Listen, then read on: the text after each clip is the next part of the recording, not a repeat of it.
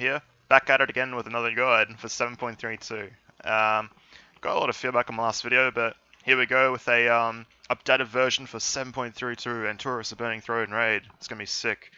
So first things first, let's talk about some things that a lot of people are confused upon and not too sure on. Legendaries. I personally think that everyone should have Sephu's. It is still the best in slot ring. Sephu's Secret offers the really amazing secondary stats, but not only that, the mini heroism that procs off your CCs, such as Blinding Shot, Freezing Trap, yeah, you interrupt. Cool thing to do here. When you interrupt, since it's a 24-second cooldown, leave it until like 30 seconds, 31 seconds, and then you'll always have a revolving mini heroism going off every 30 seconds. So that's always awesome. Talking about next best in slot legendary, there's two runners up here. They both shine. Now I run Prides simply because I can use that with my 2-set Antorus and my 4-set Tomb of Sargeras, which is a nice bonus. So yeah, Prides still freaking amazing. You know, there's a lot of things to say about this. Not only does it give you like all the stats you want and need, but you know, it fills that awesome gap of like if you're progressing into Mythic, you know, this might help you out. This might save you from that death that you might have otherwise had. So Prides, in my opinion, is the second best legendary to have on. This far into Antorus, it's still the third week of Antorus, the date of this video. I've killed Argus 3 times in a row. So another thing to talk about here is the other legendary that could be as good as Prides or even better. I sim high with Passer's Tongue. Now, Passer's Tongue is this is a good time to equip it because if you're transitioning from, say, Tomb of Sargeras into Tomb of Sargeras tier into Antorus gear, and you want to drop that Nighthold 2-set, yeah, this is the perfect way to do it. Put on a Passer's Tongue and be like, yes, I sim for a lot now because it gives you straight up 5,000 agility. Your chest piece is the best piece of gear to gain your main stats on and all that good stuff. So has a really good effect too. So you'll find that Passer's Tongue will probably sim the best for you out of every other legendary, except for Sephu's, of course. But I find that I love my 4-set, 2-set. But yeah, why not? Let's chat about our tier sets and bonuses and all that. Because people are confused here. So yeah, if you get 4-set Antorus and 2-set Tomb of Sargeras, you may seem a lower sim than having 4-set Tomb of Sargeras and 2-set Antorus. The reasoning for that is 4-set Antorus isn't as good as we wanted it to be, and sims, you know, show that. So yeah, stick with 4-set for the time being until you get some really good pieces of Antorus, and then you could probably look at, you know, changing it from, you know, 2-set to 2S to 4-set Antorus or something along those lines. So what pieces to really aim for in Taurus, you might ask? Well, you've got, well, let's look at it. So if one, you know, some of the biggest ones are, say, like the shoulders from Tomb of Sargeras, because not many people killed Mythic Avatar, so they might not have 930 Verse Mastery Shoulders, and Verse Mastery Shoulders aren't as great as, say, like the shoulders from Antorus, which are crit and haste. Straight up, that's 30 item levels difference. Heroic. So that's a piece you could go for there. And really anything's optional. Like Cloak's probably the next best thing, since Cloak offers the least next amount of stats. So what I mean by that is, you see there how the cape is 930 and it has 1600 agility. Well, the one under that is the chest, and that has 915 item level and 2400 agility. So right off the bat there, just replacing items that offer not as great as stats as the bigger pieces, just go for them. So shoulders, cape, legs. Sometimes like the legs from Tomb of Sargeras weren't that amazing either. Haste versatility, but yeah. So just 4-set 2 Sargeras and 2-set Antorus seems to be the best way to go unless you're running Passer's Tongue. What else can we talk about here? So trinkets, right? For BM hunters, Our best in slot trinket by far is Amanthel's Vision, but the way it works at the moment is push personal loot, and it's very vague about how to get it. It's pretty much just luck, RNG. So the next best thing is Golganus Vitality, as well as what's in the trinket? The one of the hounds. So what I'm talking about is, let's see here. Oh yeah, I'm already on this page. Yeah, so you've got the trinket here, Shadow Singed Fang.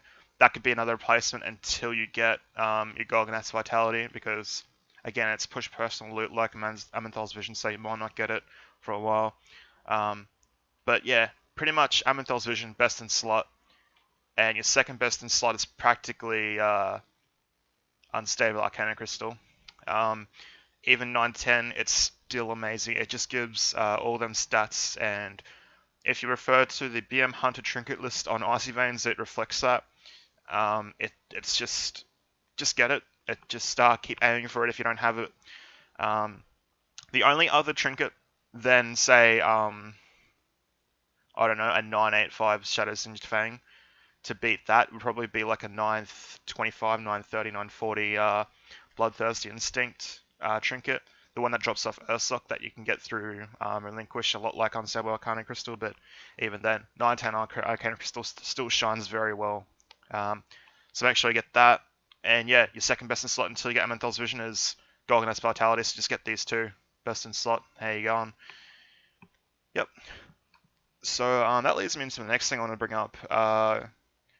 Tier, Legendaries, Trinkets, Stats. So we went from wanting crit and haste, because it was just our best secondary stats. At the moment, we have the technology, we have the stats. I find if you work around 32%, depending on your gear setup, once you get 32%, for me personally, it dips. So by what I mean by that is that haste is not as good as say mastery. So then crit and mastery then become my best secondary stats. So yeah, currently that's me. Whenever I have over 32% haste, crit and mastery, I just always sim better. Sometimes mastery is better than crit, sometimes crit's better than mastery, just depending on my gear setup. But yeah, with that said, my gear should reflect a lot like a lot of you people that are in heroic, that did heroic to Sagaris, or are doing heroic mythic Antorus. With the exception of a few things, but yeah. So just aim for crit and mastery, and your food buff should obviously be lavished through my face if you ever see it. The next best food, if it's not dropped in a raid, just sim it, just sim your character, and if your next secondary stat is crit, get crit. If it's mastery, get mastery. If it's haste, because you don't have 32% haste, get a Shari Salad. But yeah, I think the next thing I should bring up is relics. So, bit of a toss-up here, but basically refer to the Icy Veins relic guide, because that's what I'm doing. It's the only things to really go off. Your two biggest traits to look out for when looking for gear is your Slithering Serpents. That reduces your Cobra Shot focus, reduces the cost of it. Amazing. Yeah, same thing as so that's pretty much your best in slot relic. I say asterisk, I say it is your best in slot, but Jaws of Thunder might be your next best in slot. So just look out for them two trinkets, and just if you ever get a trinket, just do relic compare on raid bots. Raid bots is basically Simcraft, but just online version. It's used Simcraft weekly or nightly builds or whatever. So that's what I would do. But yeah, Jaws of Thunder, Slithering Serpents, your two best relics to go for. Yeah, but other than that, I'll just refer to the Icy Veins side of that. Speaking of Icy Veins is a good site. Keep saying in this video, but I want to bring up something very important. If you go onto the website, you'll see something like it has a best in slot list, right? And that's what a lot of people do. They're like, oh, what gear do I get? Well, I've already explained what tier you should get and legendaries you should get. But the gear, and trinkets. So taking them, trinkets, Legos, and tier sets out, you've got braces, belt, boots, and one ring left over. Unless I'm forgetting an item. And now I don't have it open, so I can't see, but I'll make an example real quick. If you use a new character and it says you need crit and mastery over haste, crit then mastery over haste, crit over mastery over haste. Now it might on the website I might say, oh yeah, get this crit haste build. But if mastery is your best secondary stat and then crit is your next, then you should be looking for a different belt. And what I mean by this is that if you look at Antoran High Command, there's a belt that drops off it that's haste and mastery. That's 945. Yeah, it's a great belt. But if you look at Agama, he drops a crit and haste belt. So realistically here, don't go off the best in slot guide. Personally, I'd go off looking at the trinket list, and yeah, just the Legos I described there, because it's just Legos I put a lot of time and effort into figuring out which Legos are the best. Well, Zephyr's always best, and then your second two are Parcels and Ring. Parcels and Neck Pradas. But yeah. Anyway, shorten it. Yeah. So 945 crit and haste belt off Agama. 945 belt haste mastery off Entoring Waste. Just figure out which what you need and go from there. But another great way to get some 940 gear. 15 dungeons. Do a plus 15 dungeon for the week. You get your 960 chests at the end of the week through your cache and your order hall. But if you do a dungeon and drop 940 loot, I've gotten in this last week I've got a 960 Titan Forge RNG, pretty good.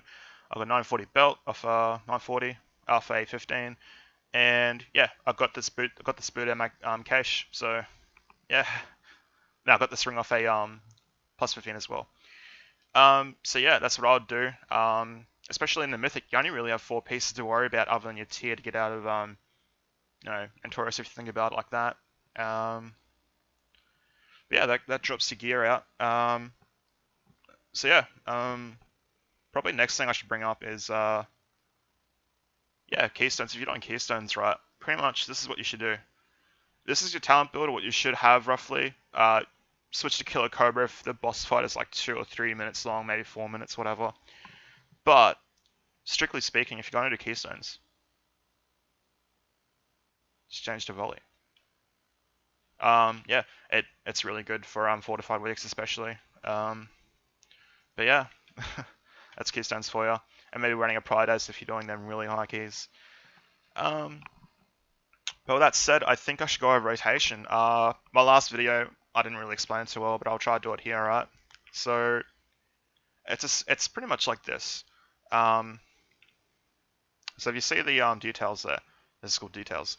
I'm just going to do it slow. So pretty much you want to start off with Bestial Fury, Murder of Crows, Kill Command over Dire Beast every single time, and then as soon as you do 2 Dire Beasts, use the Titan's Thunder, and then as soon as you've done that, use your Aspect of the World, and then Kill Command off cooldown, Dire Beast off cooldown, and spam Cobra Shot. And every time the other 2 cooldowns come off cooldown, use them cooldowns. Yeah, always prioritize Kill Command over Dire Beast, and yeah, just keep doing it like that. Yeah, your pre-pots are still prolonged power. And yeah, that's just what you do. So to go over it again, it's pretty much Bestial Fury, Murder of Crows at the same time, roughly, or whichever you prefer.